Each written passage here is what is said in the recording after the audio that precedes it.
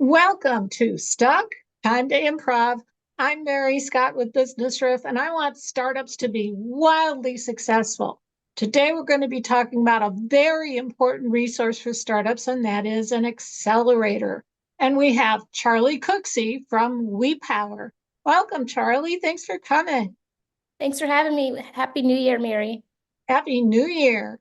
So, let's talk about what exactly is an accelerator. An accelerator is a uh, finite, like time-bound business support experience slash program.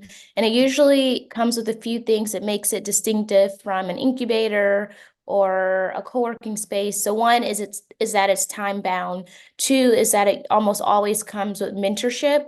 And three, it could come with a whole host of other services and supports that could range from business coaching, access to technical services, access to training and workshops. But for us, we consider an accelerator to be time-bound, mentorship, and has some core services that are offered to help the company scale as quickly as possible while part of that finite or time-bound experience. Excellent. So, let's talk about WePower. What makes you guys different? Yeah, well, I guess first I'll start with our overall mission.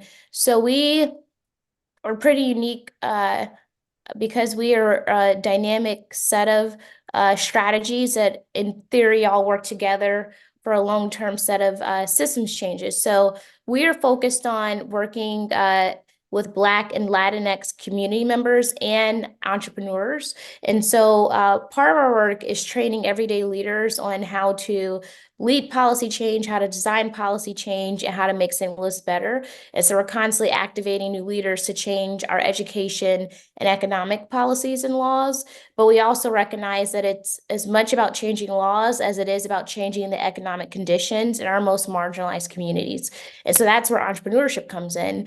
And so we have programming that is focused on Black and Latinx founders who have a commitment to their community and who have a commitment to communities that have experienced serious disinvestment throughout the history of St. Louis as we know it. And so in regards to our entrepreneur support programs, we have three different offerings. One is our business accelerator.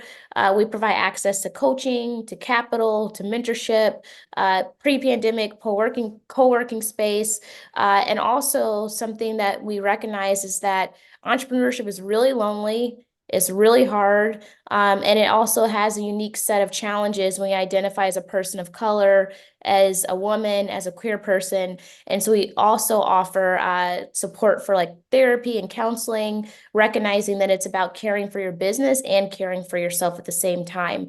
And then the second thing we offer is the Kiva Hub. So that is a unique zero interest loan program where an entrepreneur can access a loan up to $15,000, no credit score, no collateral required. And as it gets repaid, no interest is required. And there's flexibility on the repayment timeline to make sure that the capital is not extracting, but truly additive to that founder and their journey as a business leader. And the third thing we offer is another type of capital and a revenue-based investment fund. And so revenue-based investment is really unique across the country. There's only a few funds similar to ours here in the United States, and we are cutting checks anywhere from 50,000 to 200,000 to Black and Latinx founders who have companies that are that have launched, they have some traction, and they're ready to scale. We really want to work with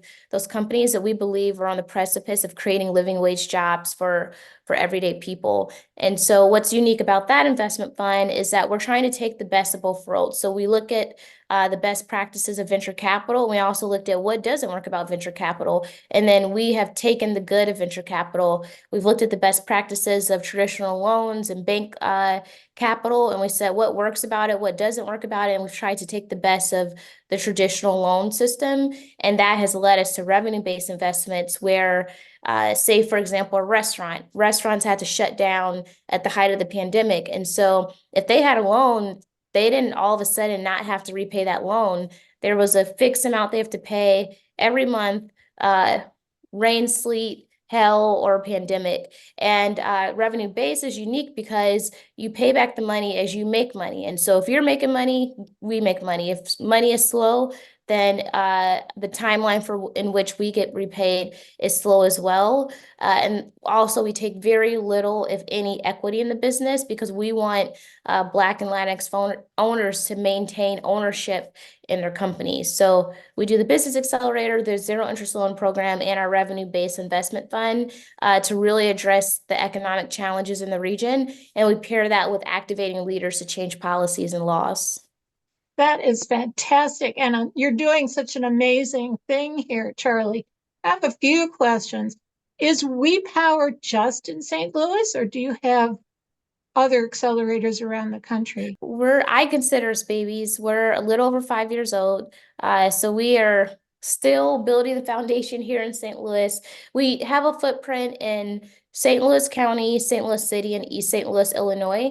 So that keeps us incredibly busy. And we hope to get the model right here and serve as many people here before we start looking to scale elsewhere. That's great. What's the timeline for your accelerator right now? Yeah, so we have actually fluctuated on the length of the accelerator over the first 4 years of offering it. The first two cohorts were 6 months, and we realized that was a lot of time to ask entrepreneurs to give up of their lives when they have businesses to grow and scale. And then since then, we've pulled it back to be closer to like 12 weeks. And then this next cohort, I think, will be a 3-month cohort too. So this upcoming summer, we'll run 2 cycles of the accelerator. What we're doing differently this year is we're really trying to hone in on what are those industries that can create living wage jobs and truly create wealth for the founder and their workers. And so construction, we see a lot of development happening and on the precipice here in St. Louis. And we want to make sure that underrepresented construction companies are able to benefit from all this flow of capital resources coming to the region. So we will have one cohort this summer focused on construction companies owned by Black and Latinx leaders. And then we have a second cohort that's more agnostic. But one thing that we're trying to do across both cohorts is really understand what are the business needs of our biggest institutions. So what are the business needs and procurement needs of the hospitals and the universities? And how do we meet those needs by better supporting entrepreneurs of color to get ready to take on those big contracts? Okay. And how many are in a cohort right now? So I believe we're going to do 20 entrepreneurs in the agnostic cohort and then 10 entrepreneurs in the construction company cohort. So we'll support about 30 companies this year through our 2 cycles of the accelerator. And then there's no limit on the amount of folks who can access the zero interest loans. And then my guess is we'll make investments into about 5 to 10 companies through our revenue-based investment fund. Okay. Do the people applying to be in the cohort have to pitch? To a certain degree, yeah. It's not like a pitch to a public audience, but we definitely form a selection team. Folks have to apply, they have to do interviews, and so within that interview is a pitch of some sort. And we have in the past held a pitch day as a culminating experience at the end of the accelerator, and that's been really exciting. And so the idea is that we'll help them strengthen their pitch throughout their time in the accelerator. This is excellent. Thank you so much for all this great information. And we will put a link to the application to be in the cohort next time around in the comments. Thank you so much, Charli Cooksey from WePower. Hopefully we'll see WePower all over the country within the next 5 years. Oh, I like the sound of that. Yeah, I'm Mary Scott with Business Riff. I want startups to be wildly successful. And one of the best things you can do to accomplish that is book a synergy call with me at businessriff.com. And join us again next time for Stop Time to Improv.